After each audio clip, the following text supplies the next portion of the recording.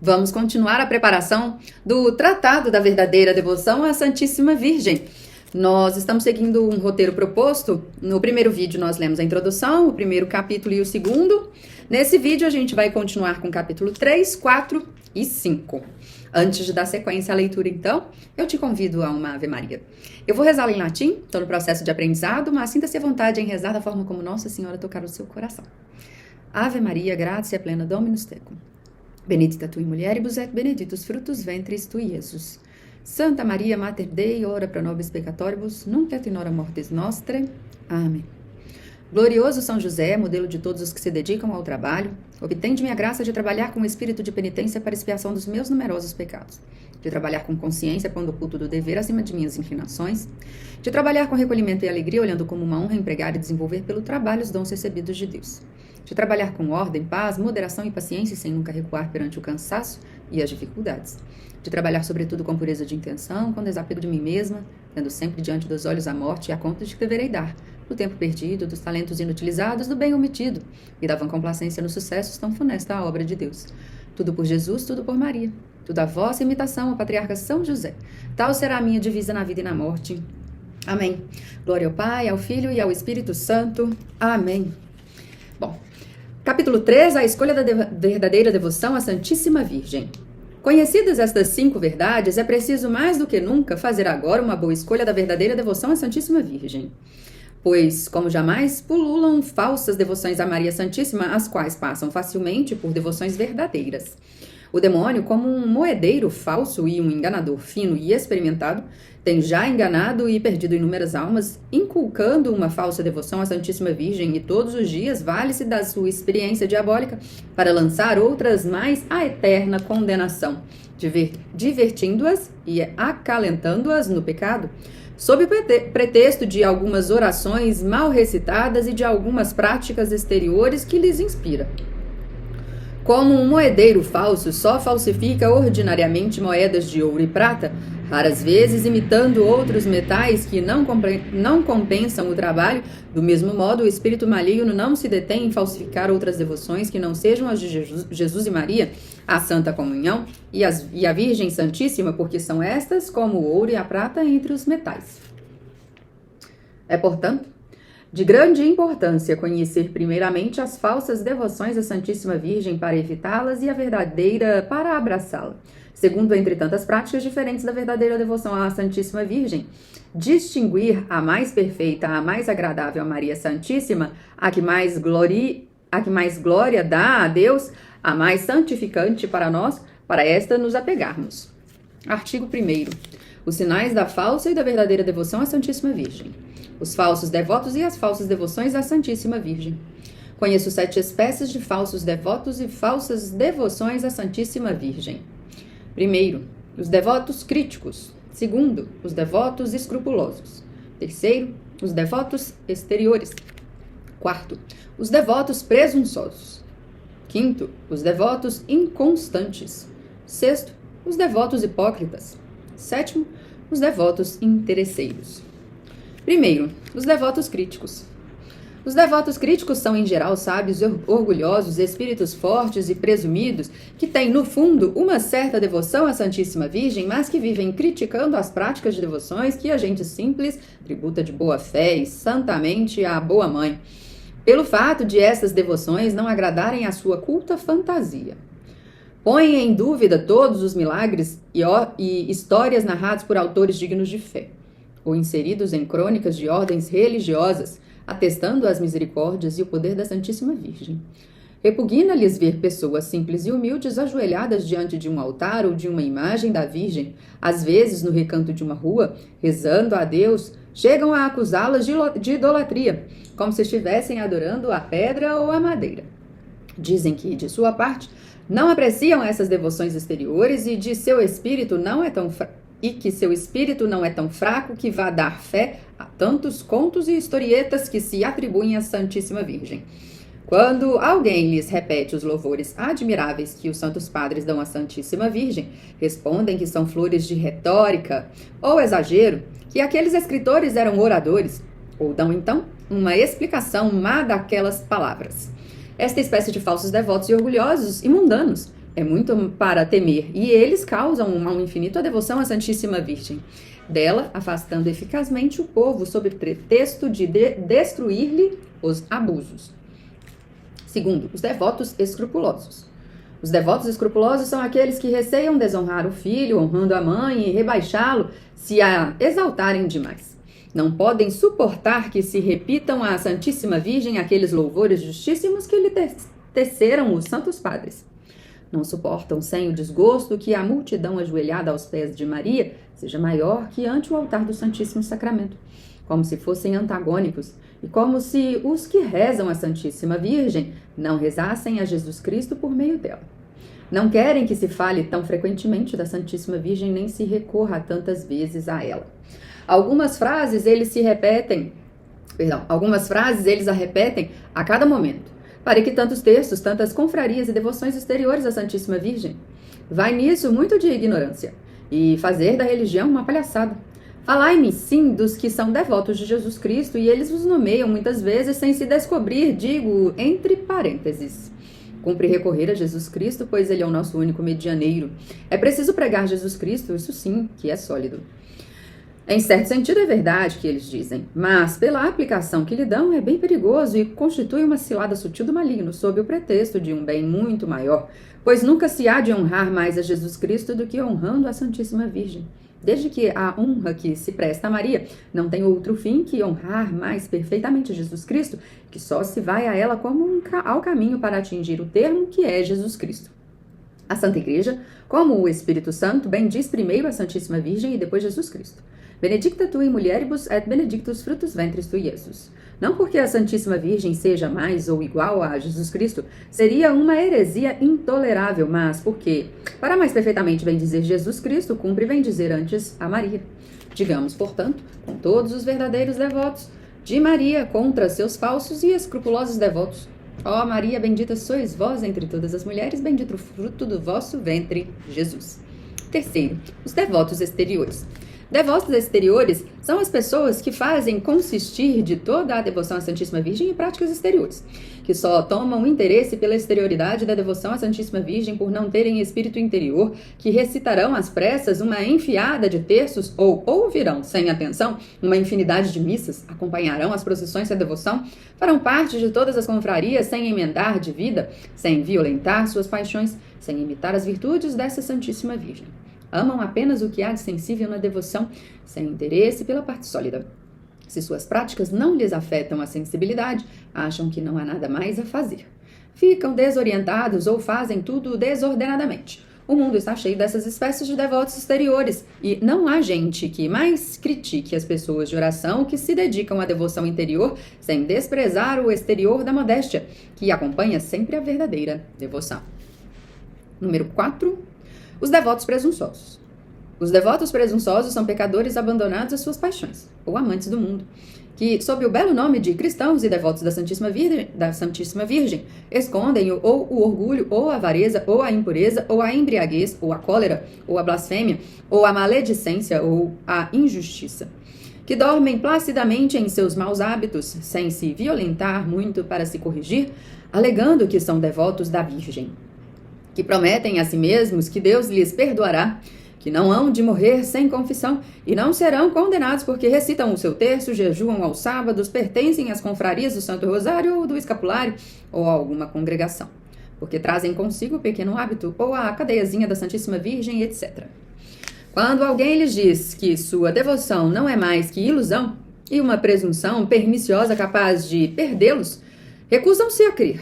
Dizem que Deus é o bom e misericordioso e que não nos criou para nos condenar, que não há homem que não peque, que eles não hão de morrer sem confissão, que um bom peccavi, à hora da morte, basta. De mais a mais, que eles são devotos da Santíssima Virgem, cujo escapulário usam e em cuja honra dizem todos os dias irrepreensivelmente e sem vaidade, com fidelidade e humildade. 7 Pai Nossos, 7 Ave Marias, que recitam mesmo uma vez ou outra o terço e o ofício da Santíssima Virgem, que jejuam, etc. Para confirmar o que dizem e mais aumentar a própria cegueira. Relembram umas histórias que leram ou ouviram, verdadeiras ou falsas, não importa. em que se afirma que pessoas mortas em pecado mortal, sem confissão, só pelo fato de que em vida tinham feito algumas orações ou práticas de devoção à Santíssima Virgem, ressuscitaram para se confessar, ou sua alma permaneceu milagrosamente no corpo até se confessarem. Ou ainda, que pela misericórdia da Santíssima Virgem obtiveram de Deus na hora da morte a contrição e o perdão de seus pecados, e se salvaram. Eles esperam, portanto, a mesma coisa. Não há no cristianismo coisa tão condenável como essa presunção diabólica, pois será possível dizer de verdade que se ama e honra a Santíssima Virgem quando pelos pecados se fere, se traspassa, se crucifica e ultraja impiedosamente Jesus Cristo, seu Filho? Se Maria considerasse uma lei salvar essa espécie de gente, ela autorizaria um crime e ajudaria a crucificar e injuriar seu próprio filho. Quem ousaria pensar? Digo que abusar, assim, da devoção à Santíssima Virgem, a mais santa e mais sólida, depois da devoção ao Nosso Senhor e ao Santíssimo Sacramento, é cometer um horrível sacrilégio, o maior e menos perdoável, depois do sacrilégio de uma comunhão indigna. Confesso que para ser alguém verdadeiramente devoto da Santíssima Virgem não é absolutamente necessário ser santo ao ponto de evitar todo pecado, conquanto seja este o ideal. Mas é preciso, ao menos, note-se bem o que vou dizer. Em primeiro lugar, estar com a resolução sincera de evitar, ao menos, todo pecado mortal, que ofende tanto a mãe como o filho. Segundo, fazer violência a si mesmo para evitar o pecado. Terceiro, filiar-se a confrarias, rezar o terço, o Santo Rosário, outras orações, jejuar aos sábados, etc. Isso é maravilhosamente útil à conversão de um pecador, mesmo empedernido.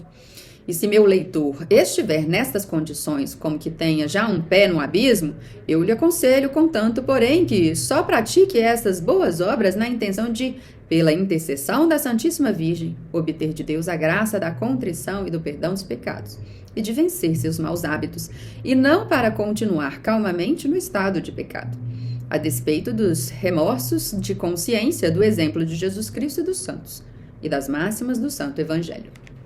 Quinto, os devotos inconstantes. Devotos inconstantes são aqueles que são devotos da Santíssima Virgem periodicamente, por intervalos e por capricho.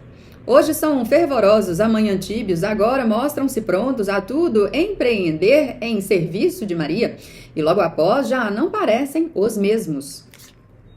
Abraçam logo todas as devoções à Santíssima Virgem, ingressam em todas as suas confrarias e em pouco tempo já nem observam as regras com fidelidade, mudam como a lua, e Maria os esmaga sob seus pés como faz ao crescente, pois eles são volúveis e indignos de ser contados entre os servidores desta Virgem fiel, que tem a fidelidade e a constância por herança. Vale mais não se sobrecarregar de tantas orações e práticas de devoção e fazer poucas com amor e fidelidade a despeito do mundo e do demônio e da carne. Os devotos hipócritas. Há também falsos devotos da Santíssima Virgem, os devotos hipócritas, que cobrem seus pecados e maus hábitos com o manto dessa Virgem fiel, a fim de passarem aos olhos do mundo por aquilo que não são. Os devotos interesseiros.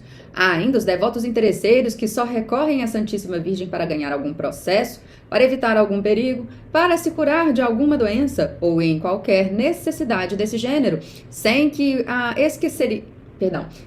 que a esqueceriam. Uns e outros são falsos devotos que não têm aceitação diante de Deus e de sua Mãe Santíssima. Cuidemos, portanto, de não pertencer ao número dos devotos críticos, que em coisa alguma creem e de tudo criticam. Dos devotos escrupulosos, que receiam de ser demasiadamente devotos da Santíssima Virgem por respeito a Jesus Cristo. Dos devotos exteriores, que fazem consistir toda a sua devoção em práticas exteriores. Dos devotos presunçosos, que, sob o pretexto de sua falsa devoção, continuam mascarados em seus pecados. Dos devotos inconstantes, que, por leviandade, variam suas práticas de devoção ou as abandonam completamente à menor tentação dos devotos hipócritas. Vou voltar aqui. Dos devotos inconstantes, que, por leviandade, variam suas práticas de devoção ou as abandonam completamente à menor tentação. Dos devotos hipócritas que se metem em confrarias e ostentam as insígnias da Santíssima Virgem a fim de passar por bons. E, enfim, dos devotos interesseiros que só recorrem à Santíssima Virgem para se livrarem dos males do corpo e obter bens temporais. A verdadeira devoção à Santíssima Virgem, depois de descobrir, condenar as falsas devoções à Santíssima Virgem, cumpre em estabelecer poucas palavras da devoção verdadeira, que é interior, segundo, terna, terceira, santa, Quarta, constante. E quinta, desinteressada. Primeira, a verdadeira devoção é interior. Antes de tudo, a verdadeira devoção à Santíssima Virgem é interior, isto é, parte do espírito do coração. Vem da estima em que se tem à Santíssima Virgem, da alta ideia que se formou de suas grandezas e do amor que se lhe consagra. Segundo, a verdadeira devoção eterna. Em segundo lugar, eterna para dizer cheia de confiança na Santíssima Virgem, da confiança de um filho em sua mãe. Impele uma alma a recorrer a ela em todas as necessidades do corpo e do espírito com extremos de simplicidade, de confiança e de ternura. Ela implora o auxílio de sua boa mãe em todo tempo, em todo lugar, em todas as coisas. Em suas dúvidas, para ser esclarecida. Em seus erros, para se corrigir. Nas tentações, para ser sustentada. Em suas fraquezas, para ser fortificada. Em suas quedas, para ser levantada. Em seus abatimentos, para ser encorajada. Em seus escrúpulos, para ficar livre deles. Em suas cruzes, trabalhos e reveses da vida, para ser consolada. Em todos os males do corpo e do espírito, enfim, Maria é o seu refúgio, e não há receio de importunar esta boa mãe e desagradar a Jesus Cristo. Terceira, a verdadeira devoção é santa. Terceiro, a verdadeira devoção à Santíssima Virgem é santa, leva uma alma a evitar o pecado e a imitar as virtudes da Santíssima Virgem, principalmente sua humildade profunda. Sua contínua oração, sua obediência cega, sua fé viva, sua mortificação universal, sua pureza divina, sua caridade ardente, sua paciência heróica, sua doçura angélica e sua sabedoria divina. Aí estão as 10 virtudes principais da Santíssima Virgem. A verdadeira devoção é constante. É constante e firma uma alma no bem e ajuda a perseverar em suas práticas de devoção, tornando-a corajosa para se opor ao mundo em suas modas e máximas, à carne, em seus aborrecimentos e paixões, e ao demônio e suas tentações. Assim, uma pessoa verdadeiramente devota à Santíssima Virgem não é volúvel nem se deixa dominar pela melancolia, pelos escrúpulos ou pelos receios. Não quer isto dizer que não caia ou mude às vezes na sensibilidade de sua devoção, mas se cai, levanta-se logo, estende a mão à sua boa mãe e se perde o gosto ou a devoção sensível, não se aflige irremediavelmente, pois o justo e devoto fiel de Maria vive da fé de Jesus e de Maria e não nos sentimentos naturais. Quinto, a verdadeira devoção é desinteressada. Leva a alma a buscar não a si mesma, mas somente a Deus em sua Mãe Santíssima.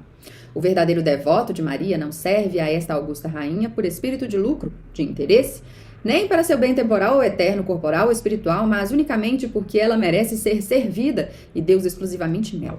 O verdadeiro devoto não ama Maria precisamente porque ela lhe faz ou ele espera dela algum bem, mas porque ela é amável. Só por isso, ele a ama e serve nos desgostos e na aridez, como nas doçuras e no fervor sensível, sempre com a mesma fidelidade. Ama-a nas amarguras do Calvário, como nas alegrias de Caná. Ó, como é agradável e precioso aos olhos de Deus e de sua Mãe Santíssima esse devoto que de nada se busca nos serviços que presta a sua rainha, mas também com raro encontrá-lo agora. E é com o fito de que cresça o número desses fiéis devotos que empunhei a pena para escrever o que tenho, com fruto ensinado em público e em particular nas minhas missões durante anos e anos. Muitas coisas já disse sobre a Santíssima Virgem, mas ainda tenho, entretanto, a dizer, e infinitamente mais omitirei, seja por ignorância, incapacidade ou falta de tempo, no desígnio que tenho de formar um verdadeiro devoto de Maria e um verdadeiro discípulo de Jesus Cristo. Ó, bem empregado seria o meu esforço e se este escrito, caindo nas mãos de uma alma bem nascida, nascida de Deus e de Maria, e não do sangue ou da vontade da carne, nem da vontade do homem, lhe desvendasse ou inspirasse pela graça do Espírito Santo a excelência e o prêmio da verdadeira e sólida devoção à Santíssima Virgem, como vou indicar. Se eu soubesse que meu sangue pecaminoso poderia servir para fazer entrar no coração as verdades que escrevo em honra da minha querida Mãe e Soberana Senhora, da qual sou o último dos filhos escravos em lugar de tinta, eu usaria para formar esses caráteres na esperança que me anima de encontrar boas almas, que por sua fidelidade à prática que ensino, compensarão minha boa Mãe e Senhora das perdas que lhe tem causado minha ingratidão e infidelidade. Sinto-me mais do que nunca animado a crer e esperar em tudo que tenho profundamente gravado no coração e que há muitos anos peço a Deus, que mais cedo ou mais tarde a Santíssima Virgem terá mais filhos servidores e escravos, como nunca houve, e que por este meio Jesus Cristo, meu amado Mestre, reinará totalmente em todos os corações. Vejo no futuro animais frementes que se precipitam furiosos para dilacerar com seus dentes diabólicos este pequeno manuscrito, aquele de quem o Espírito Santo se serviu para escrevê-lo, ou ao menos para fazê-lo ficar envolto nas trevas e no silêncio de uma arca, a fim de que ele não apareça. Atacarão até e perseguirão aqueles e aquelas que o lerem e o puserem em prática. Mas não importa, tanto melhor. Esta visão me encoraja e me dá a esperança de um grande sucesso, isto é, um esquadrão de bravos e destemidos soldados de Jesus e Maria, de ambos os sexos, para combater o mundo, o demônio e a natureza corrompida nos tempos perigosos que virão, e como ainda não houve. Artigo 2º. As práticas da verdadeira devoção à Santíssima Virgem. Práticas comuns. Há muitas práticas interiores da verdadeira devoção à Santíssima Virgem. As principais são, abreviadamente, as seguintes: honrá-la como a digna mãe de Deus com o culto de hiperdúlia, isto é, estimá-la e honrá-la sobre todos os outros santos, como a obra-prima da graça e a primeira depois de Jesus Cristo, verdadeiro Deus e verdadeiro homem. Meditar suas virtudes, seus privilégios e seus atos. Contemplar suas grandezas, fazer-lhes atos de amor, de louvor e reconhecimento. Invocá-la cordialmente, oferecer-se e unir-se a ela. Em todas as ações, ter a intenção de agradar-lhe. Começar, continuar e acabar todas as ações por ela, nela, com ela e para ela, a fim de fazê-las por Jesus Cristo, em Jesus Cristo, com Jesus Cristo e para Jesus Cristo, nosso último fim. Mais adiante explicaremos esta última prática. A verdadeira devoção à Santíssima Virgem tem também muitas práticas exteriores, das quais as principais são: alistar-se em suas confrarias, ingressar em suas congregações, ingressar numa das ordens instituídas em sua honra, publicar seus louvores, dar esmolas, jejuar, mortificar-se o espírito e o corpo em sua honra, trazer consigo suas insígnias, como o Santo Rosário, ou o terço, escapulário ou a cadeiazinha. Recitar com devoção, atenção e modéstia, ou o Santo Rosário, composto de 15 dezenas de Ave-Marias, em honra dos 15 mistérios principais de Jesus Cristo, ou o terço de 5 dezenas, contemplando os 5 mistérios gozosos: a Anunciação, Visitação, a Natividade de Jesus, a Purificação e o Encontro de Jesus no Templo. Os 5 mistérios dolorosos: a agonia de Jesus no Jardim das Oliveiras, a flagelação, a coroação de espinhos, Jesus levando a cruz e a crucificação. Os 5 mistérios gloriosos: a ressurreição de Jesus, a sua ascensão, a descida do Espírito Santo, a assunção da Santíssima Virgem em corpo e alma ao céu, e sua coroação pelas 3 pessoas da Santíssima Trindade. Pode-se recitar também uma coroa de 6 ou 7 dezenas em honra dos anos em que se crê a Santíssima Virgem ter vivido na terra, ou a coroinha da Santíssima Virgem, composta de 3 Pais Nossos e 12 Ave-Marias, em honra à sua coroa de 12 estrelas, ou privilégios. Outro sim, o ofício da Santíssima Virgem, universalmente conhecido e recitado pela Igreja. O pequeno saltério da Santíssima Virgem, São Boaventura compôs em sua honra, tão terno e devoto que não se pôde recitá-lo sem enternecimento. 14 Pai Nossos e Ave-Marias em honras de suas 14 alegrias. Quaisquer outras orações, enfim, hinos e cânticos da Igreja, como o Salve Rainha, o Alma, o Ave Regina Caelum, o Regina Caeli, conforme os diferentes tempos, ou Ave Maristela, ou Gloriosa Domina, etc., ou o Magnífica, e outras orações e hinos de que andam cheios os devocionários. Cantar e fazer cantar em sua honra cânticos espirituais, fazer um certo número de genuflexões ou reverências, dizendo-lhe, por exemplo, todas as manhãs 60 ou 100 vezes Ave Maria Virgo Fidelis, para, por meio dela, obter de Deus a fidelidade e as graças durante o dia e a noite. Ave Maria Mater Misericordiae, para, por intermédio dela, alcançar Deus o perdão dos pecados cometidos durante o dia.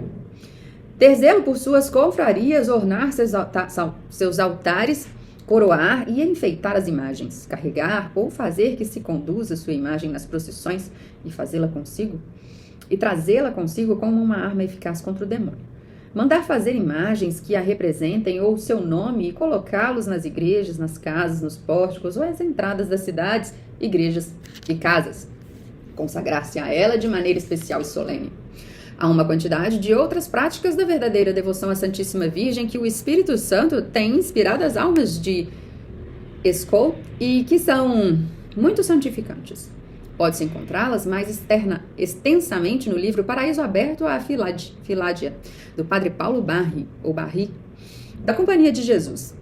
Aí o autor coligiu o grande número de devoções praticadas pelos santos em honra da Santíssima Virgem, devoções maravilhosamente úteis para santificar as almas, desde que sejam praticadas como devem, isto é, com reta e boa intenção de agradar só a Deus, de unir-se a Jesus Cristo como nosso fim último e de edificar o próximo, com atenção sem distrações voluntárias, com devoção sem precipitação nem negligência, com modéstia ou compostura em atitude respeitosa e edificante.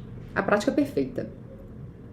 Depois de ler quase todos os livros que tratam da devoção à Santíssima Virgem e de conversar com as pessoas mais santas e instruídas destes últimos tempos, declaro firmemente que não encontrei nem aprendi outra prática de devoção à Santíssima Virgem semelhante a esta que vou iniciar, que exija de uma alma mais sacrifícios a Deus, que a despoje mais completamente de seu amor próprio, que a conserve com mais fidelidade na graça e a graça nela, que a una com mais perfeição e facilidade a Jesus Cristo, e afinal que seja mais gloriosa para Deus, santificante para a alma e útil ao próximo. O essencial dessa devoção consiste no interior que ela deve formar, e por este motivo não será compreendida igualmente por todo mundo. Alguns hão de deter-se no que ela tem de exterior e não passarão avante, e estes serão um maior número. Outros, em número reduzido, estarão em seu interior, mas subirão apenas um degrau. Quem alcançará o segundo? Quem se elevará até o terceiro?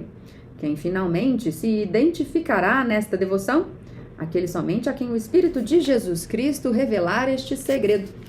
Ele mesmo conduzirá a este estado a alma fiel, fazendo-a progredir de virtude em virtude, de graça em graça e de luz em luz, para que ela chegue a transformar-se em Jesus Cristo e atinja a plenitude de sua idade sobre a terra e a de sua glória no céu. Capítulo 4. Da perfeita devoção à Santíssima Virgem ou a perfeita consagração a Jesus Cristo. A mais perfeita devoção é aquela pela qual nos conformamos unidos e consagrados, mas perfeitamente a Jesus Cristo, pois toda a nossa perfeição consiste em sermos conformados, unidos e consagrados a Ele. Ora, pois que Maria é de todas as criaturas a mais conforme a Jesus Cristo. Segue daí que de todas as devoções, as que mais consagram conforme uma alma Nosso Senhor é a devoção à Santíssima Virgem, sua Santa Mãe, e que quanto mais uma alma se consagrar a Maria, mais consagrada estará a Jesus Cristo. Eis porque a perfeita consagração a Jesus Cristo nada mais é que uma perfeita e inteira consagração à Santíssima Virgem, e nisso consiste a devoção que eu ensino, ou por outra, uma perfeita renovação dos votos e promessas de santo batismo. Artigo 1º, uma perfeita e inteira consagração a si mesma à Santíssima Virgem. Essa devoção consiste, portanto, em entregar-se inteiramente à Santíssima Virgem, a fim de, por ela, pertencer inteiramente a Jesus Cristo. É preciso dar-lhe nosso corpo com todos os seus membros e sentidos, nossa alma com todas as suas potências, nossos bens exteriores, que chamamos de fortuna, presentes, futuros, nossos bens interiores espirituais, que são nossos méritos, nossas virtudes, nossas boas obras, passadas, presentes, futuras. Numa palavra, tudo que temos na ordem da natureza e na ordem da graça, e tudo que no porvir poderemos ter na ordem da natureza, da graça e da glória, isto é, sem nenhuma reserva, sem a reserva sequer de R$1, um cabelo, da menor boa ação, para toda a eternidade, sem pretender nem esperar a mínima recompensa de sua oferenda e de seu serviço, a não ser a honra de pertencer a Jesus Cristo por ela, nela, mesmo que esta amável Senhora não fosse, como é sempre, a mais liberal e reconhecida das criaturas. Importa notar aqui duas coisas que há nas boas obras que fazemos, a saber, a santificação e o mérito, ou o valor satisfatório ou impetratório e o valor meritório. O valor satisfatório ou impetratório de uma boa obra é uma boa ação na medida em que satisfaz a pena devida pelo pecado, ou em que obtém alguma nova graça. O valor meritório ou mérito é uma boa ação, enquanto merece a graça e a glória eterna. Ora, nesta consagração de nós mesmos à Santíssima Virgem, nós lhe damos todo o valor satisfatório, impetratório e meritório. Ou por outra, as satisfações e os méritos de todas as nossas obras. Damos-lhes nossos méritos, nossas graças e nossas virtudes, não para comunicá-los a outrem, porque nossos méritos, graças e virtudes, propriamente falando, são incomunicáveis. Só Jesus Cristo, fazendo-se nosso penhor diante de seu Pai, pode comunicar-nos seus méritos. Mas para não conservar, aumentar e encarecer, como diremos ainda, aqui está, acho que na página 146, damos-lhes nossas satisfações para que ela as comunique a quem bem lhe pareça e para a maior glória de Deus. Daí segue, primeiro, Que por essa devoção damos a Jesus Cristo do modo mais perfeito, pois que o fazemos pelas mãos de Maria, tudo o que lhe podemos dar e muito mais que por outras devoções, pelas quais lhe damos uma parte de nosso tempo, de nossas boas obras, uma parte de nossas satisfações e mortificações. A que damos e consagramos tudo até o direito de dispor dos bens interiores e as satisfações que ganhamos por nossas boas obras dia a dia. Isto não se faz nem mesmo numa ordem religiosa. Nestas consagram-se a Deus os bens de fortuna pelo voto da pobreza, os bens do corpo pelo voto da castidade, a vontade própria pelo voto da obediência e, às vezes, a liberdade do corpo pelo voto da clausura. Não lhe dá, porém, a liberdade ou o direito de termos de dispor de nossas boas obras, nem se renuncia tanto como se pode ao que o cristão tem de mais precioso e caro, seus méritos e satisfações. Uma pessoa que assim voluntariamente se consagrou e sacrificou a Jesus Cristo por Maria, já não pode dispor do valor de nenhuma de suas boas obras. Tudo que sofre, tudo que pensa, tudo que faz, de bem, pertence a Maria, para que ela de tudo disponha conforme a vontade para a maior glória de seu filho. Sem que, entretanto, esta dependência prejudique de modo algum as obrigações de Estado no qual esteja presentemente ou venha a estar no futuro. Por exemplo, as obrigações de um sacerdote que, por dever de ofício ou por outro motivo, deve aplicar o valor satisfatório e impetratório da Santa Missa a um particular, pois não se faz esta oferta a não ser conforme a ordem de Deus e os deveres de Estado. A consagração é feita conjuntamente à Santíssima Virgem e a Jesus Cristo. A Santíssima Virgem como ao meio perfeito que Jesus Cristo escolheu para se unir a nós e nós a Ele. A Nosso Senhor como nosso fim último, ao qual devemos tudo o que somos como nosso Redentor e nosso Deus. Artigo 2º. Uma perfeita renovação dos votos do batismo. Disse acima que a esta devoção podia se chamar muito bem uma perfeita renovação dos votos ou promessas do santo batismo. Todo cristão antes do batismo era escravo do demônio, pois lhe pertencia.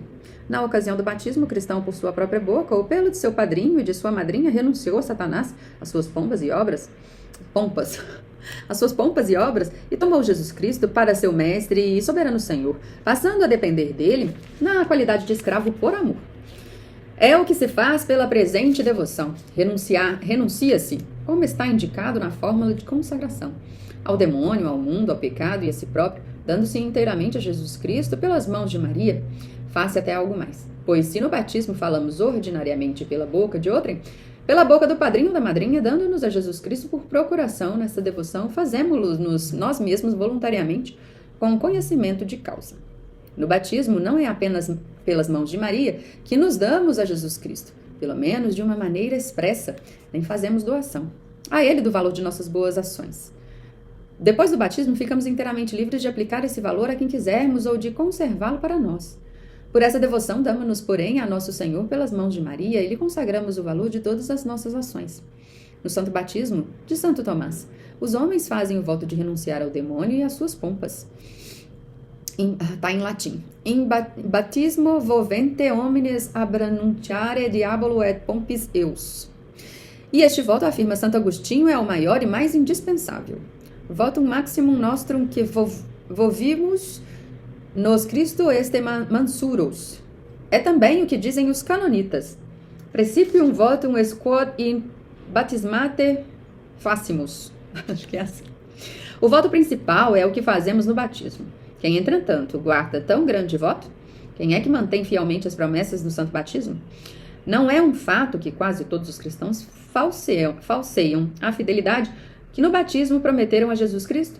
De onde por vir esse desregramento universal, senão no esquecimento em que se vive das promessas e compromissos do santo batismo? E porque cada um não ratifica espontaneamente o contrato de aliança feito com Deus por seu padrinho e sua madrinha?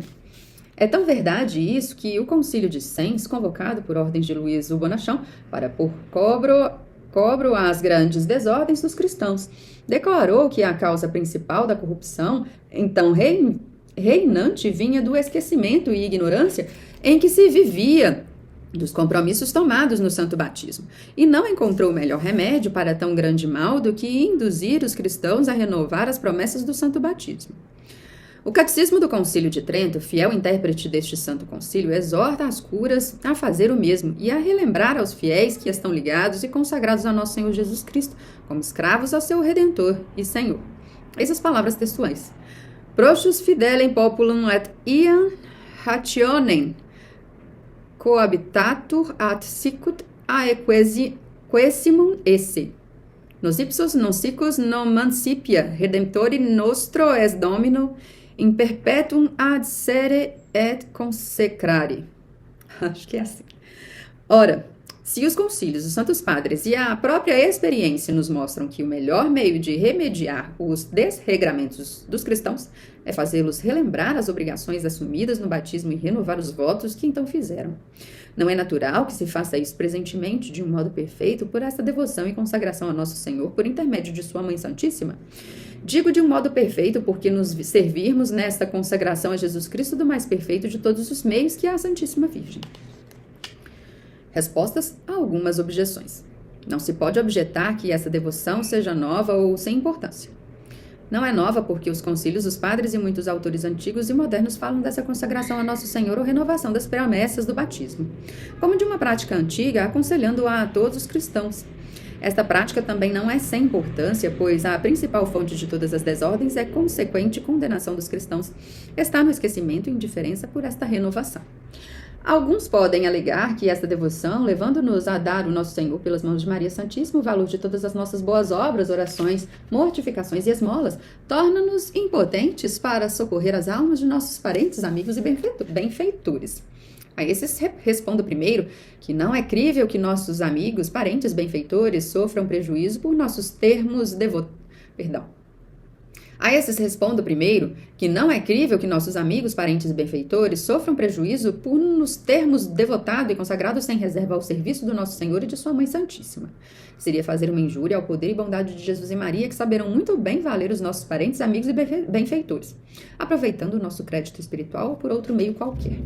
Segundo, esta prática não impede que rezemos pelos outros, vivos ou mortos, se bem que a aplicação de nossas boas obras dependa da vontade da Santíssima Virgem e, bem ao contrário, esta circunstância nos leva a rezar com muito mais confiança do mesmo modo que uma pessoa rica, que se tivesse doado a um grande príncipe todos os seus bens, rogaria com redobrada confiança a esse príncipe que beneficiasse a algum amigo necessitado.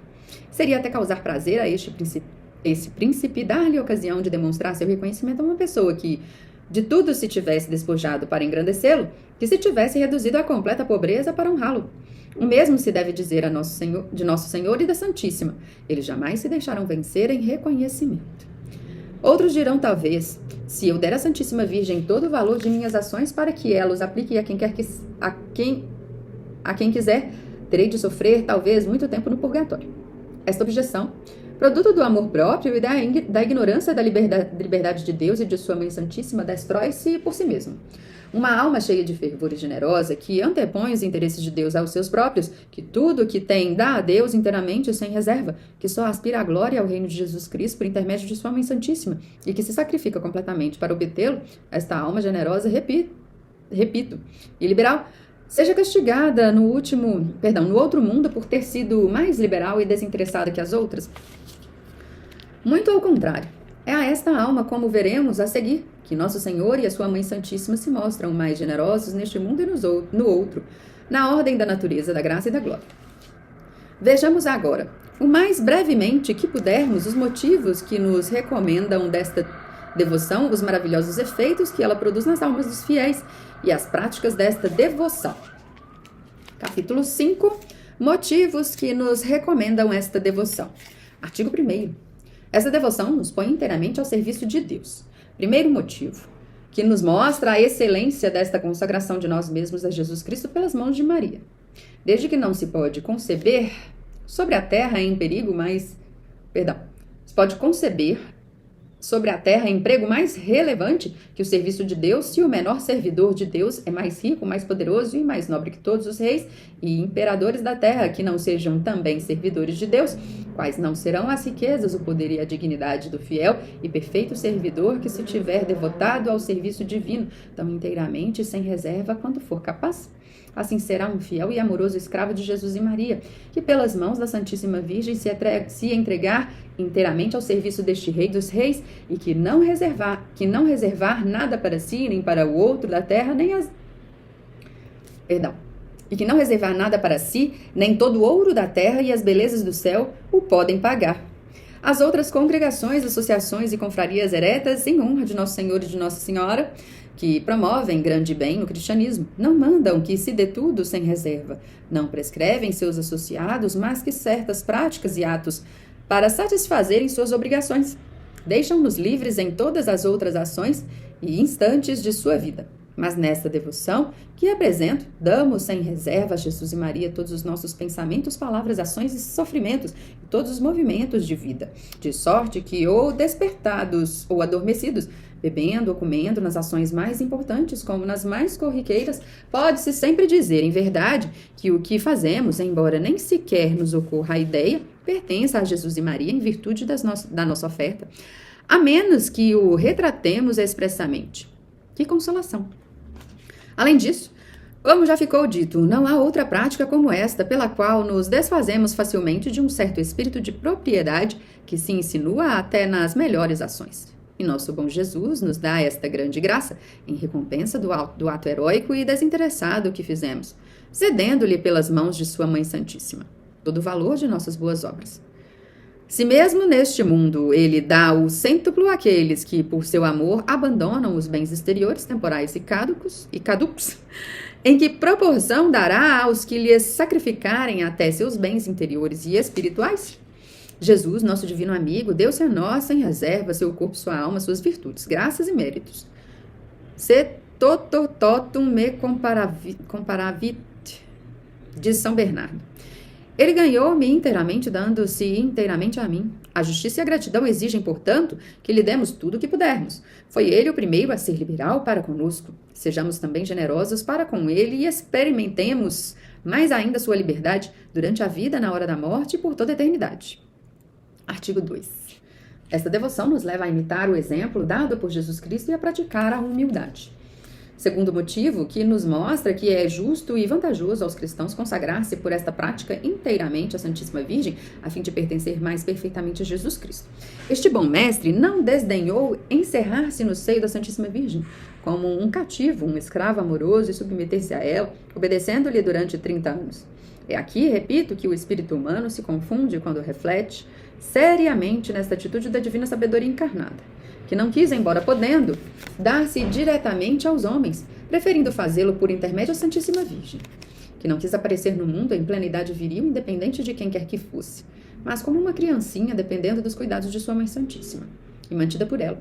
Esta sabedoria infinita, cheia de um desejo imenso de glorificar a Deus, seu Pai, e de salvar os homens, não encontrou meio algum mais perfeito nem mais simples de fazê-lo do que se submetendo em todas as coisas à Santíssima Virgem.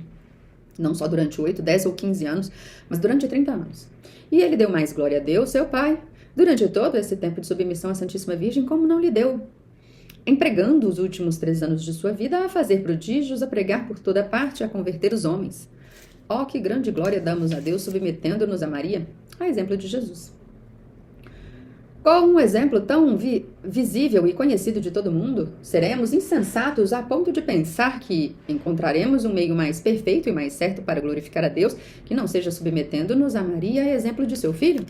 Lembremos aqui que, para provar da dependência que devemos ter para com Maria, o que já ficou dito, citado nos exemplos que nos dão o Pai, o Filho e o Espírito Santo nesta dependência. Deus Pai nos deu e dá seu Filho por ela somente, só produz seus filhos por meio dela e só por intermédio dela nos comunica suas graças. Deus Filho foi formado para todo mundo por ela, e não é senão por ela que é formado todos os dias e gerado por ela em união com o Espírito Santo. E é ela a única via pela qual nos comunica suas virtudes e seus méritos. O Espírito Santo formou Jesus Cristo por meio dela, e por meio dela forma os membros de seu corpo místico, e só por ela nos dispensa seus dons e favores. Depois de exemplos tão claros e instantes, poderemos, sem uma extrema cegueira, prescindir de Maria, deixar de consagrar-nos a ela e de depender dela para irmos a Deus e a Ele nos sacrificarmos? Eis algumas passagens dos Santos Padres que escolhi como prova de que acabo de dizer.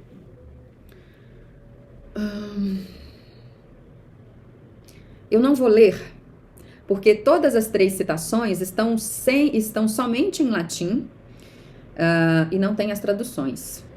Mas são citações dos Santos Padres São Boaventura e Orígenes, São Bernardo, São Bernardino, e São Bernardo ele termina retomando. Então vamos seguir. Deus, vendo que somos indignos de receber suas graças diretamente de suas mãos divinas, dá a Maria, a fim de obtermos por ela o que ele nos quer dar. E também redunda em glória para ele receber pelas mãos de Maria o reconhecimento, o respeito e o amor que lhe devemos por seus benefícios. É, pois, muito justo que imitemos o procedimento de Deus a fim de São Bernardo, de que a graça volte ao seu autor pelo mesmo canal por onde veio. É o que fazemos por meio de nossa devoção. Oferecemos e consagramos à Santíssima Virgem tudo o que somos e tudo o que possuímos, a fim de que nosso Senhor receba por sua mediação a glória e o reconhecimento que lhe devemos. Reconhecemos-nos indignos e incapazes de por nós mesmos aproximarmos-nos de sua majestade infinita. E por isso servimos-nos da intercessão da Santíssima Virgem. Além disso, é uma prática de grande humildade, virtude que Deus ama acima de todas as outras. Uma alma que se eleva a si mesma, rebaixa Deus. Deus resiste aos soberbos e dá sua graça aos humildes. Se vos rebaixais, crendo-vos indignos de aparecer diante dele, de vos aproximar dele, ele desce e rebaixa-se para vir até vós, para comprazer-se em vós e para vos elevar. Quando, porém, tentamos aproximar-nos atrevidamente de Deus, sem medianeiro, Deus se esquiva e não conseguimos atingi-lo. Quanto ele ama a humildade de coração. É a esta humildade que convida a esta prática de devoção, pois ensina a não nos aproximarmos diretamente de nosso Senhor, por misericordioso e doce que ele seja, mas a nos servirmos sempre da intercessão da Santíssima Virgem, tanto para comparecer diante de Deus, como para lhe falar, aproximarmos-nos dele e oferecer-lhe qualquer coisa para nos unirmos ou nos consagrarmos a ele. Artigo 3. Esta devoção nos proporciona as boas graças da Santíssima Virgem. Maria se dá a quem é seu escravo por amor. Terceiro motivo. A Santíssima Virgem, Mãe de doçura e misericórdia, que jamais se deixa vencer em amor e liberdade, vendo que alguém se lhe entrega inteiramente para honrá-la e servir-lhe, despojando-se do que tem de mais caro para com isso adorná-la, entrega-se também inteiramente e de um modo inefável a quem tudo lhe dá. Ela o faz emergir no abismo de suas graças, reveste-o de seus merecimentos, dá-lhe o apoio de seu poder, ilumina-o com sua luz, abrasa-o de seu amor, comunica-lhe suas virtudes, sua humildade, sua fé, sua pureza, etc. Constitui-se seu penhor, seu suplemento, seu tudo para com Jesus. Como, enfim, essa pessoa consagrada é toda de Maria, Maria também é toda dela. De modo que se pode dizer desse perfeito servo e filho de Maria, o que São João Evangelista diz de si próprio, que ele a tomou como um bem para sua casa. É isso que produz na alma fiel uma grande desconfiança, desprezo e ódio de si mesma ao lado de uma confiança ilimitada na Santíssima Virgem, sua boa Senhora. Já não procura, como antes, o seu apoio em suas próprias disposições, intenções, méritos, virtudes e boas obras, pois, tendo sacrificado tudo a Jesus por esta boa mãe, só lhe resta um tesouro que resume todos os seus bens e de que ele não dispõe. E esse tesouro é Maria. É o que o faz aproximar-se de nosso Senhor, sem receio servil nem escrupuloso, e rezar com extrema confiança. É o que o faz adquirir os sentimentos do devoto e sábio abade Ruperto, o qual, aludindo à vitória de Jacó sobre um anjo, dirige à Santíssima Virgem essas belas palavras. Ó Maria, minha princesa e Mãe Imaculada de Deus homem, Jesus Cristo, é o meu desejo lutar com este homem, isto é, o Verbo divino, armado não com meus próprios méritos, mas com os vossos. Ó, quão poderoso e forte é para Jesus Cristo quem está armado dos méritos e da intercessão da digna Mãe de Deus, que, como diz Santo Agostinho, venceu amorosamente o Todo-Poderoso. Maria purifica nossas boas obras, embeleza-as e as torna aceitáveis ao seu Filho. Esta bondosa Senhora purifica, embeleza e torna aceitáveis ao seu Filho todas as nossas boas obras, porque por essa devoção as damos todas a Ele pelas mãos de sua Mãe Santíssima. Ela as purifica de toda a mancha do amor próprio e do apego imperceptível à criatura, apego que se insinua insensivelmente nas melhores ações, desde que elas estão em suas mãos puríssimas e fecundas. Estas mesmas mãos, que não foram jamais manchadas nem ociosas, e que purificam tudo o que tocam, tiram do presente que lhe fazemos tudo o que pode deteriorá-lo ou torná-lo imperfeito.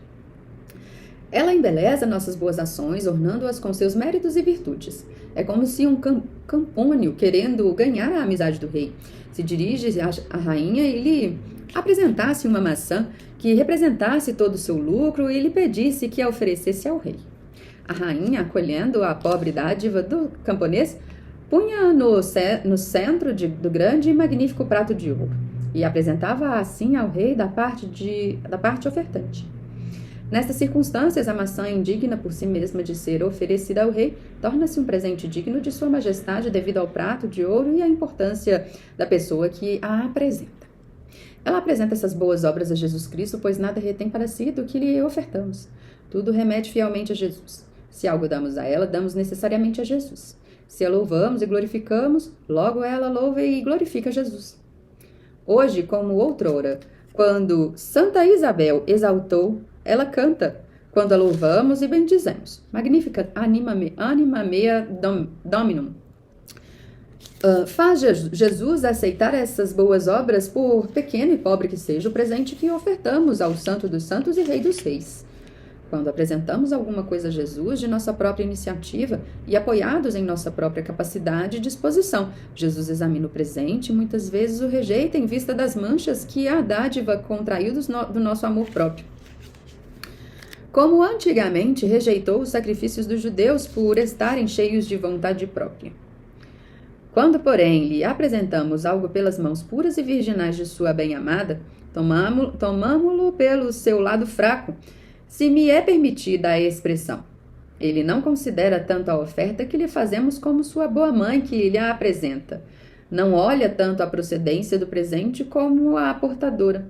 Deste modo, Maria, que nunca foi repelida, e, pelo contrário, foi sempre bem recebida, faz que seja agradavelmente recebido pela majestade divina tudo o que lhe apresenta, pequeno ou grande. Basta que Maria lhe apresente para que Jesus o receba e acolha. Conselho valioso é o que dava São Bernardo aos que dirigia no caminho da perfeição. Quando quiserdes oferecer qualquer coisa a Deus, tende cuidado de oferecê-lo pelas mãos agradáveis e digníssimas de Maria, ao menos que queira ser rejeitados. E como vimos, a própria natureza não inspira aos pequenos como agir em relação aos grandes? Porque não há de levá-los à graça e fazer o mesmo em relação a Deus, que está infinitamente acima de nós e diante do qual somos menos que átomos? Tendo além disso uma advogada tão poderosa, que não foi jamais repelida, tão habilidosa que conhece os segredos para ganhar o coração de Deus, tão boa e caridosa que não se esquiva a ninguém, por pequeno e mau que seja. Referirei mais adiante a verdadeira figura das verdades que afirmo na história de Jacó e Rebeca. Artigo 4. Esta devoção é um meio excelente de promover a maior glória de Deus. Quarto motivo. Essa devoção fielmente praticada é um excelente meio para fazer com que o valor de todas as nossas boas obras contribua para a maior glória de Deus. Quase ninguém age com este nobre intuito, apesar de a isso estarmos obrigados, ou porque não conhecem em que consiste a maior glória de Deus, ou porque não a quer. Mas a Santíssima Virgem, a quem conferimos o valor de nossas boas obras, sabe perfeitamente em que consiste a maior glória de Deus, e nada faz que não contribua para este fim. Daí um perfeito servo dessa amável soberana, que a ela se consagrou inteiramente, como dissemos, pode dizer ousadamente que o valor de todas as suas ações, pensamentos e palavras é aproveitado para a maior glória de Deus, a não ser que revogue expressamente a intenção de sua oferta. Pode-se encontrar algo de mais consolador para uma alma que ama a Deus com um amor puro e desinteressado e que preza mais a glória e os interesses de Deus que seus próprios interesses? Artigo 5º. Esta devoção conduz à união com nosso Senhor. Quinto motivo. Essa devoção é um caminho fácil, curto, perfeito e seguro para chegar à união com nosso Senhor. E nisto consiste a perfeição do cristão. Essa devoção é um caminho fácil. É um caminho que Jesus Cristo abriu quando veio a nós e no qual não há obstáculo que nos impeça de chegar a Ele. Pode-se, é verdade, chegar a Ele por outros caminhos, mas encontram-se muito mais cruzes e mortes estranhas e muito mais empecilhos que dificilmente se vencem. Será preciso passar por noites escuras, por combates e agonias terríveis, escalar montanhas escarpadas, pisando espinhos agudos, atravessar desertos horríveis, enquanto que pelo caminho de Maria passa-se com muito mais doçura e tranquilidade. Aí se encontram, sem dúvidas, rudes combates a travar e dificuldades enormes para vencer. Mas essa boa mãe e senhora está sempre tão próxima e presente a seus fiéis servos para alumiá-los com suas trevas, esclarecê-los em suas dúvidas, encorajá-los em seus receios, sustê-los em seus combates e dificuldades. Que, em verdade, esse caminho virginal para chegar a Jesus Cristo é um caminho de rosas e de mel em vistas de outros caminhos. Houve alguns santos, mas em pequeno número, como Santo Efrém, São João Damasceno, São Bernardo, São Bernardino, São Boaventura, São Francisco de Sales, etc., que trilharam este caminho ameno para ir a Jesus, porque o Espírito Santo, esposo fiel de Maria, indicou a eles por uma graça especial. Os outros santos, porém, que são em muito maior número, embora tinham tido devoção à Santíssima Virgem, não entraram ou entraram muito pouco nesta via. E por isso, tiveram de arrostar provas bem mais rudes e mais perigosas. Há que atribuir, então, dirá algum fiel servidor desta boa mãe, que seus servos tenham de enfrentar tantas ocasiões de sofrer, e mais que os outros não lhes são devotos, contradizem-nos, perseguem-nos, caluniam-nos, não nos suportam. Ou então, andam em trevas interiores e em aridez de deserto, onde não pinga nenhuma gota do orvalho celeste. Se esta devoção torna mais fácil o caminho que conduz a Jesus Cristo, de onde vem que eles são tão desprezados? Respondo-lhes que é bem verdade que os mais fiéis servos da Santíssima Virgem, porque são seus grandes favoritos, recebem delas as maiores graças e favores do céu, isto é, as cruzes, mas sustento que são também os servidores de Maria que levam essas cruzes com mais facilidade, mérito e glória. E mais, onde outro qualquer pararia 1000 vezes e até cairia, eles não se detêm. Ao contrário, avançam sempre, porque esta boa mãe cheia de graça e unção do Espírito Santo adoça todas as cruzes que para eles talha no mel de sua doçura maternal e na unção do puro amor. Deste modo, eles a suportam alegremente, como nozes enfeitadas, que de natureza são amargas. E creio que uma pessoa que quer ser devota e viver piedosamente em Jesus Cristo e por conseguinte sofrer perseguições e carregar todos os dias sua cruz, não carregará nunca grandes cruzes, ou não as carregará alegremente até o fim, sem uma terna devoção à Santíssima Virgem, que torna doces as cruzes, do mesmo modo que uma pessoa não poderia, sem uma grande violência, é impossível de manter indefinidamente, como nozes verdes que não fossem saturadas de açúcar. Essa devoção é um caminho curto. Essa devoção à Santíssima Virgem é um caminho curto para encontrar Jesus Cristo. Seja porque dele não nos extraviamos, seja porque, como acabo de dizer, nele manchamos com mais alegria e facilidade e, consequentemente, com mais prontidão. Avançamos mais em pouco tempo de submissão e dependência a Maria do que em anos inteiros de vontade própria e contando apenas com o próprio esforço, pois o homem obediente e submisso a Maria Santíssima contará vitórias, assinaladas sobre seus inimigos. Estes hão de querer impedi-lo de avançar ou obrigá-lo a recuar ou derrubá-lo, mas apoiado, auxiliado e guiado por Maria. Ele, sem cair, sem recuar, sem mesmo se atrasar, avançará a passos de gigante em direção a Jesus Cristo pelo mesmo caminho que, como está escrito, Jesus trilhou para vir a nós em largos passos e em pouco tempo. Por que viveu Jesus Cristo tão pouco sobre a terra e por que esses poucos anos que assim viveu passou-os quase todos em submissão e obediência à sua mãe? E que, tendo vivido pouco, encheu a carreira de uma longa vida, viveu longamente, e mais do que Adão, do qual veio reparar as perdas, embora este tenha vivido mais de 900 anos. E Jesus Cristo viveu longamente porque viveu bem submisso e bem unido à sua Mãe Santíssima, para obedecer a Deus, seu Pai. Pois aquele que honra sua mãe assemelha-se a um homem que entesoura, diz o Espírito Santo. Isto é, aquele que honra Maria, sua mãe, ao ponto de submeter-se a ela e obedecer-lhe em tudo, em breve se tornará rico, pois acumula tesouros todos os dias pelo segredo desta pedra filosofal. Porque, conforme uma interpretação espiritual da palavra do Espírito Santo, senectus mea in misericordia uberi, minha velhice se encontra na misericórdia do seio. É no seio de Maria que envolveu e gerou um homem perfeito, e que teve a capacidade de conter aquele que o universo todo não compreende nem contém. É no seio de Maria que os jovens envelhecem em luz, em santidade, em experiência e em sabedoria, e onde em poucos anos se atinge a plenitude da idade de Jesus Cristo. Essa devoção é um caminho perfeito. Essa prática de devoção à Santíssima Virgem é um caminho perfeito para ir e unir-se a Jesus Cristo, pois Maria é a mais perfeita e mais santa das criaturas, e Jesus Cristo, que veio perfeitamente a nós, não tomou outro caminho em sua grande e admirável viagem. O Altíssimo, o incompreensível e inacessível, aquele que quis vir a nós, pequenos vermes da terra que nada somos. Como se fez isso? O Altíssimo desceu perfeita e divinamente até nós por meio da humildade de Maria, sem nada perder de sua divindade e santidade. E é por Maria que os pequeninos devem subir perfeita e divinamente ao Altíssimo, sem recear coisa alguma.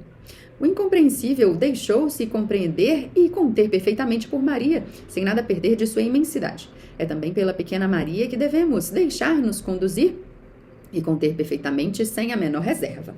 O inacessível aproximou-se, uniu-se estreitamente e perfeitamente até pessoalmente a nossa humanidade, por meio de Maria, sem perder uma parcela de sua majestade.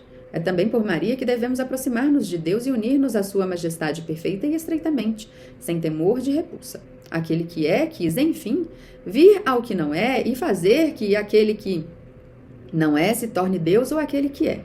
E ele o fez perfeitamente, dando-se e submetendo-se inteiramente à Virgem Maria, sem deixar de ser no tempo aquele que é na eternidade, outro sim. E por Maria que se bem que sejamos nada, podemos tornar-nos semelhantes a Deus, pela graça, pela glória, dando-nos a ela tão perfeita e inteiramente,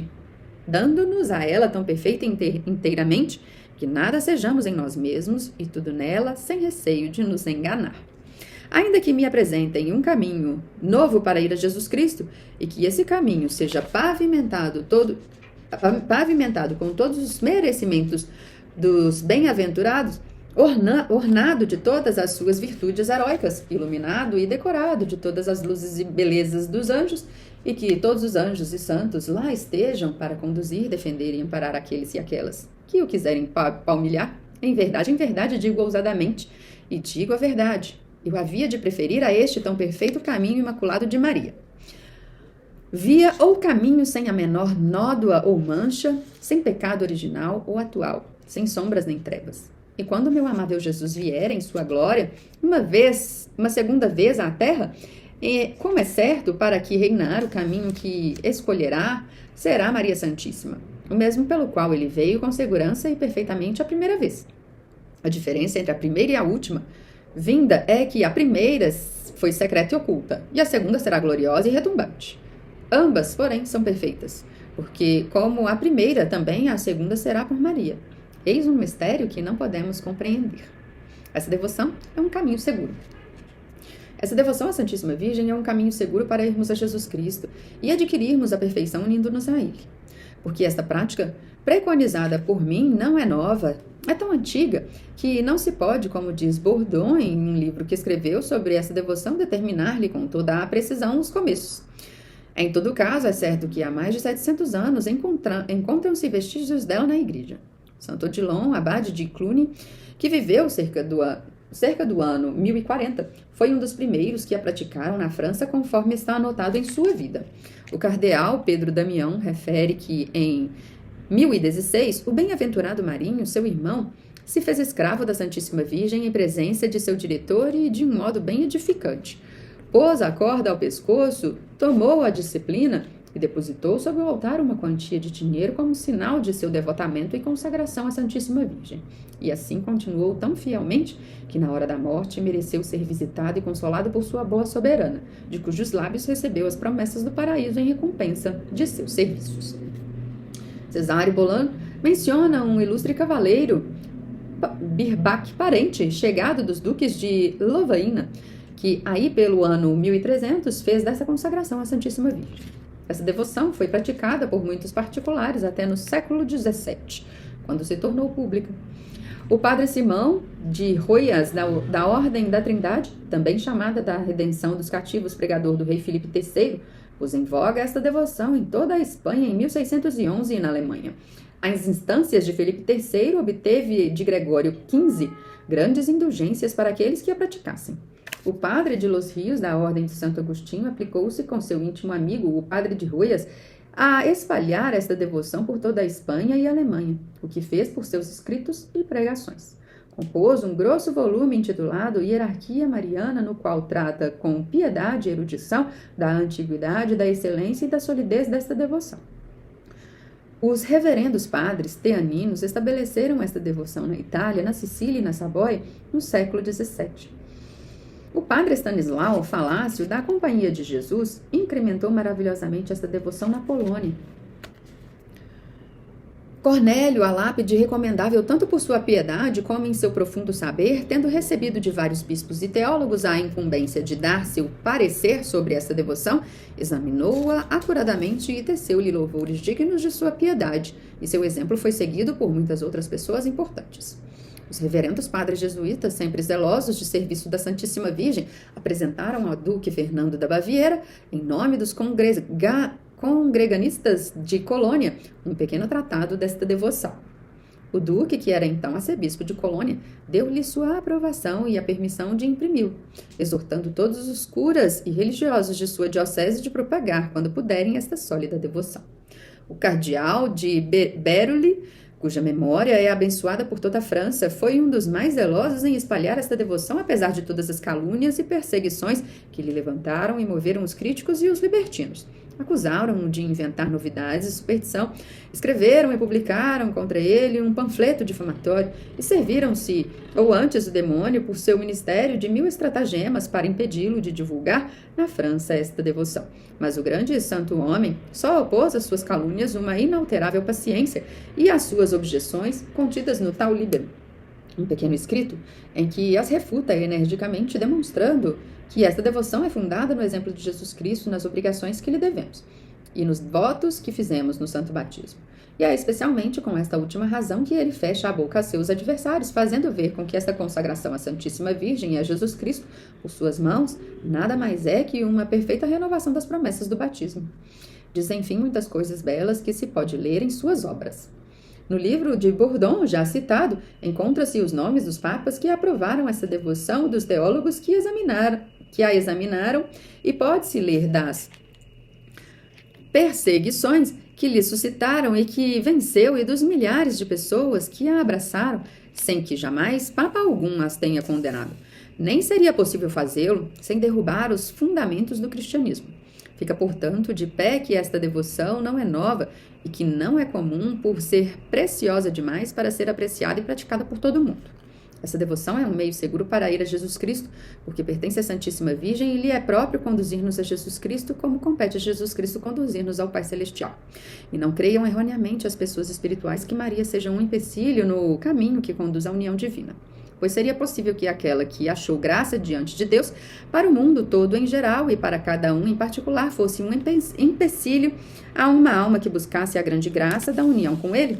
Seria possível que aquela que tem sido cheia e superabundante de graças e tão unida e transformada em Deus, a ponto de Ele encarnar-se nela, impedisse uma alma de ficar perfeitamente unida a Deus?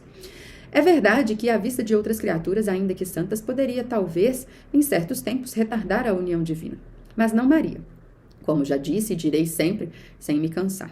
Uma das razões por que tão poucas almas atingem a plenitude da idade de Jesus Cristo é que Maria, a mãe do Filho e a esposa do Espírito Santo, não está suficientemente formada nos corações. Quem quiser o fruto, bem maduro e formado, deve ter a árvore que o produz. Quem quer possuir o fruto da vida, Jesus Cristo, deve ter a árvore da vida, que é Maria. Quem quiser ter em si a operação do Espírito Santo, deve ter sua esposa fiel e inseparável Maria Santíssima, que o torna fértil e fecundo, como já dissemos a Lures.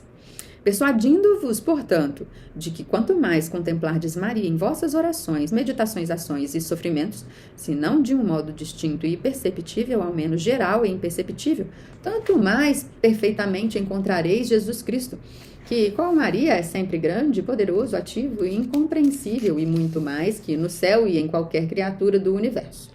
Assim, Maria Santíssima, toda abismada em Deus, está longe de tornar-se um obstáculo aos perfeitos no seu caminho para chegar à união com Deus.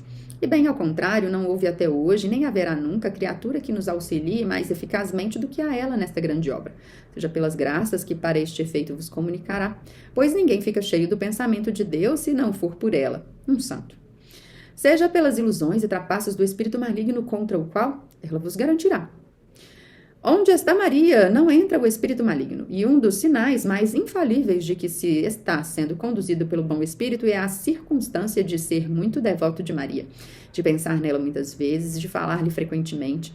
É esta a opinião de um santo que acrescenta que, como a respiração é sinal inconfundível de que o corpo não está morto, o pensamento assíduo e a invocação amorosa de Maria é um sinal certo de que a alma não está morta pelo pecado. Maria sozinha esmagou e exterminou as heresias, diz a Igreja com o Espírito Santo que a conduz. E embora os críticos resmunguem contra esta afirmação, jamais um fiel devoto de Maria cairá na heresia ou na ilusão, pelo menos formal. Poderá errar materialmente, tomar a mentira por verdade e o espírito maligno pelo bom, e isso mesmo não tão facilmente como outro qualquer. Mais cedo ou mais tarde, porém, reconhecerá sua falta e seu erro material. E quando o reconhecer, não teimará de modo algum em crer e sustentar que tomará por verdade. Qualquer pessoa, portanto, sem receio de ilusão comum às pessoas de oração, que quiser avançar no caminho de perfeição e achar segura e perfeitamente Jesus Cristo, abrace de todo o coração essa devoção à Santíssima Virgem, que talvez ainda desconheça. Entre neste caminho excelente que não conhecia e que eu lhe mostro. É um caminho trilhado por Jesus Cristo, a sabedoria encarnada no único chefe, nosso único chefe. Os fiéis, os que trilharem, não podem estar enganados. É um caminho fácil devido à plenitude da graça, da unção do Espírito Santo, de que está cheio. Ninguém que marche neste caminho se cansa, nem recua. É um caminho curto que em pouco tempo nos leva a Jesus Cristo. É um caminho perfeito onde não há lama, nem poeira, nem a menor sujeira do pecado. É, enfim, um caminho seguro que, de um modo reto, é garantido, sem voltas para a direita ou para a esquerda, nos conduz a Jesus Cristo e à vida eterna. Entremos, portanto, neste caminho e marchemos dia e noite, até a plenitude da idade de Jesus Cristo. Artigo 6º. Esta devoção dá uma grande liberdade interior. 6º motivo. Essa prática de devoção dá às pessoas que a praticam fielmente uma grande liberdade interior, que é a liberdade dos filhos de Deus. Visto que por esta devoção nos tornamos escravos de Jesus Cristo, consagrando-nos todo a Ele nesta condição. Este bom mestre, em recompensa do cativeiro por amor a que nos submetemos, tira primeiro a alma todo o escrúpulo e temor servil que a constrangem, escravizam e perturbam. Segundo, alarga o coração por uma santa confiança em Deus, fazendo-o considerá-lo como Pai. Terceiro, inspira-lhe um amor terno e filial.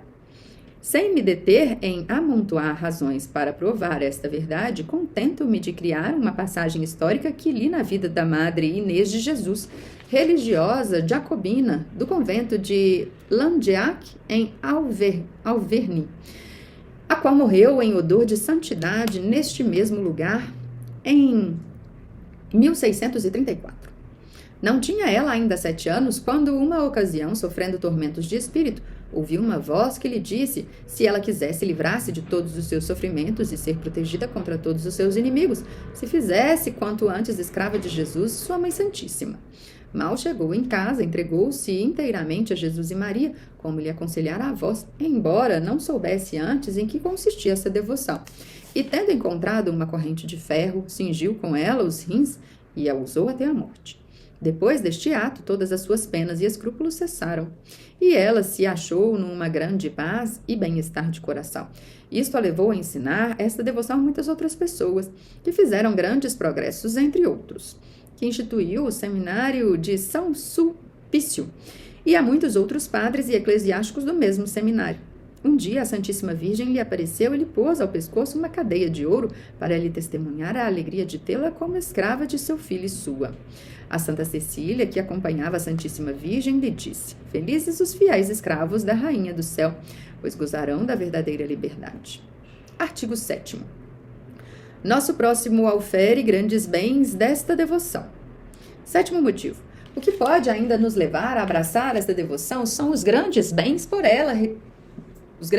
que por ela receberá nosso próximo, pois praticando-a, exerceremos para com ele a caridade de uma maneira eminente, já que lhe damos pelas mãos de Maria o que temos de mais caro, isto é, o valor satisfatório e impetratório de todas as nossas boas obras, sem excetuar a menor dos dons, pensamentos e mais leve sofrimento, consentimos em que tudo o que adquirimos e que havemos de adquirir de satisfações seja até a hora da morte, empregado conforme a vontade da Santíssima Virgem, a conversão dos pecadores ou a libertação das almas do purgatório.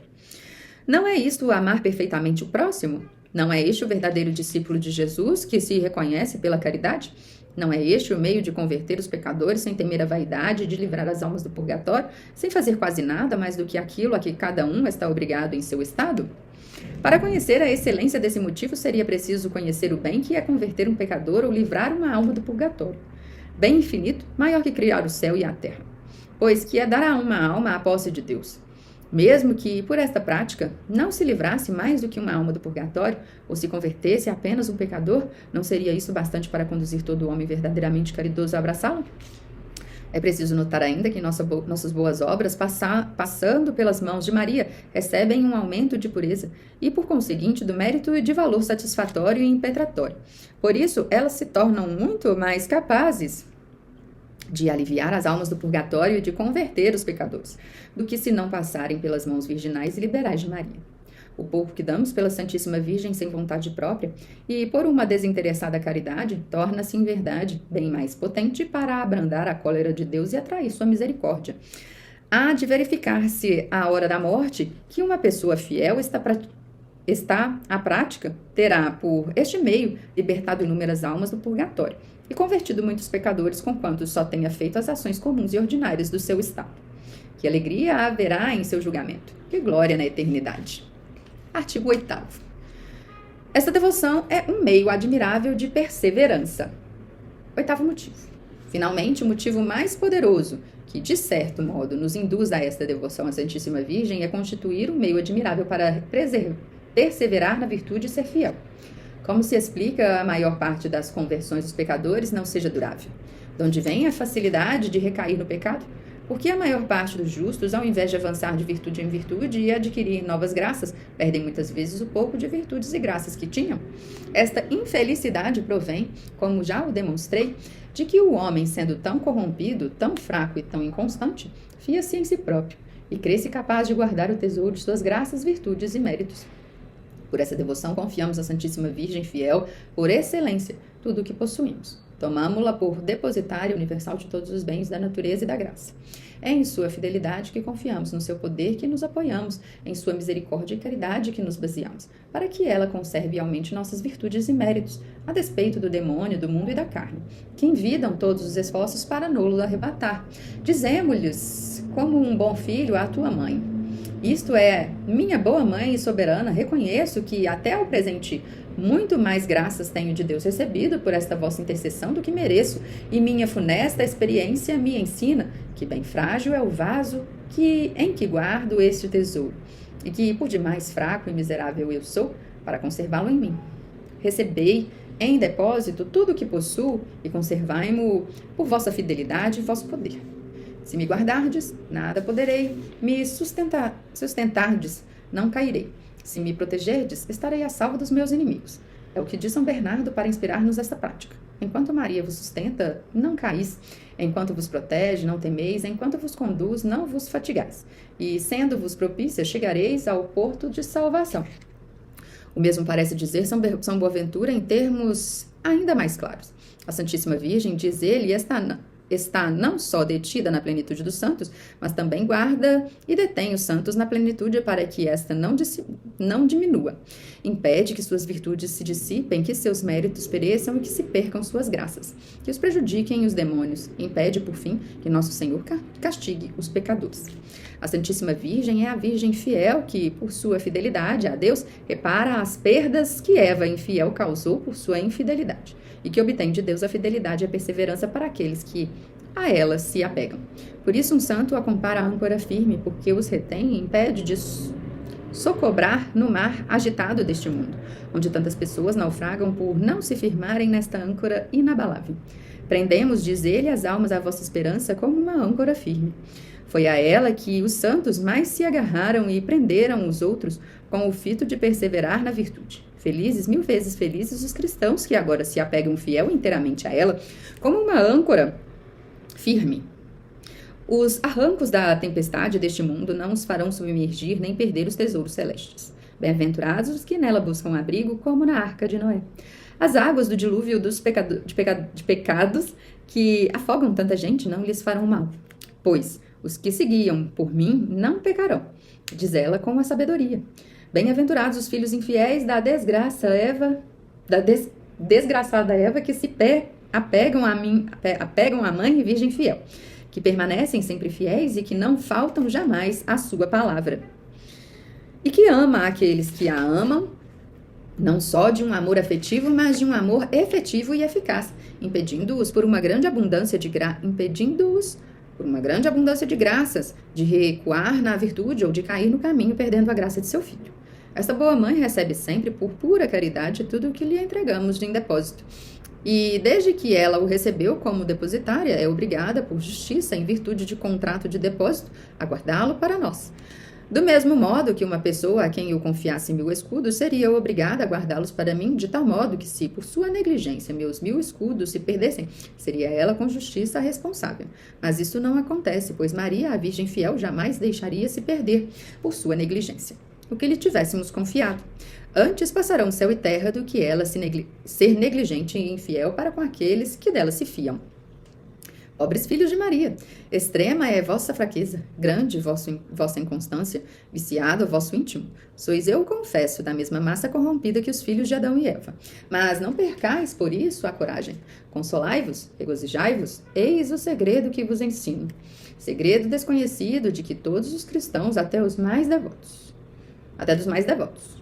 não deixeis vosso ouro e vossa prata nos cofres, já forçados pelo espírito maligno que vos roubou, cofres por demais exíguos e fracos e velhos para conter um tesouro tão grande e tão precioso. Não depositeis a água pura e cristalina da fonte em vossos vasos manchados e infeccionados pelo pecado. Pode ser que o pecado aí já não esteja, mas o odor permanece ainda e a água ficará contaminada. Não despejeis vosso vinho fino em velhos tonéis, que já contiveram vinho ordinário. Ficará estragado e o perdereis. Embora me entendais almas predestinadas, falo mais abertamente. Não confieis o ouro à vossa caridade, a prata à vossa pureza, as águas das graças celestes, nem os vinhos de vossos méritos e virtudes a um saco roto, a um cofre velho e quebrado, a um vaso contaminado e corrompido. Como vós sois, porque sereis pilhados pelos ladrões, isto é, os demônios, que buscam e espreitam noite e dia o momento propício para ataque.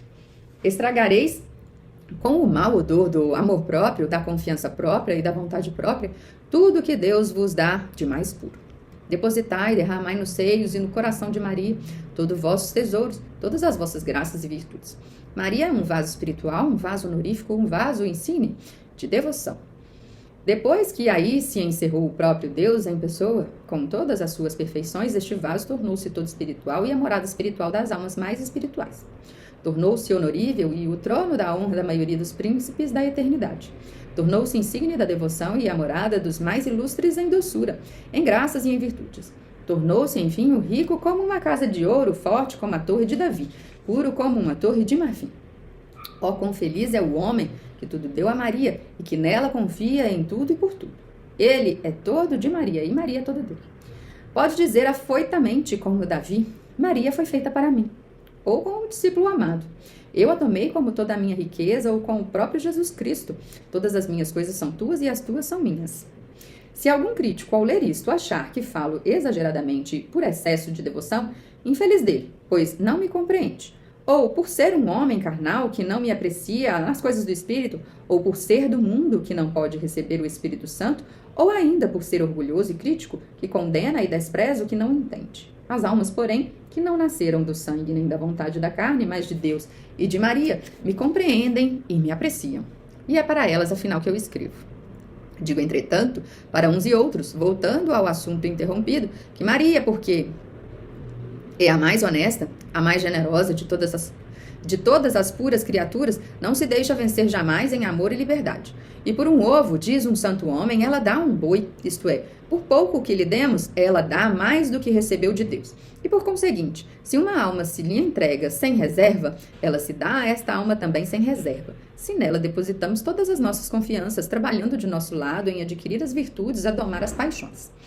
Que os fiéis servidores de Maria digam, pois ousadamente, com São João Damasceno: Tendo confiança em vós, ó Mãe de Deus, serei salvo. Tendo vossa proteção, não temerei. Com vosso auxílio, combaterei os meus inimigos e os porei em fuga. Pois vossa devoção é uma arma de salvação que Deus dá a quem quer salvar. Sermo de Anunk. Bom, finalizamos então o capítulo 5. No próximo vídeo a gente continua então o capítulo 6, 7 e 8. Se de alguma forma está te ajudando, né, a acompanhar aí a sua preparação ao Tratado da Verdadeira Devoção à Santíssima Virgem pelo método de Luís Maria de Montfort, deixe seu like, compartilhe, ajude a levar mais mensagens de Nossa Senhora, por meio de Nossa Senhora, nosso Senhor Jesus Cristo, a mais pessoas nesta internet. Glória ao Pai, ao Filho e ao Espírito Santo, assim como era no princípio, agora e sempre, por todos os séculos dos séculos. Amém.